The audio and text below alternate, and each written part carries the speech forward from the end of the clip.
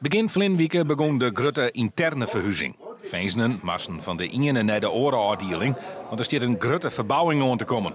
Nou, het gebouw bestaat inmiddels 30 jaar en ja, dan is er ook onderhoud nodig. Het onderhoud heeft plaatsgevonden, maar inmiddels is het zover dat er ook een aantal dingen echt vervangen moeten worden.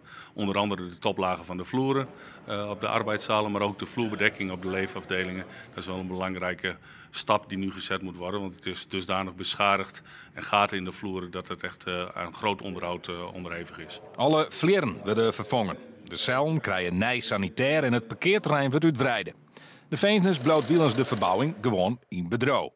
En om alle 250 Feensnen een plakje te gaan, maar er haast 140 van harren een cel dealen.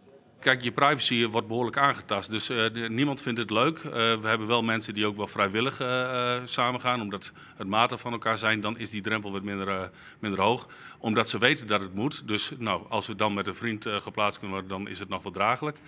Maar we hebben ook wel gedwongen plaatsingen en gedetineerden zijn nog verplicht om daaraan mee te werken. Er is extra beveiliging, omdat de kans op incidenten in een 2-persoonscel groter is.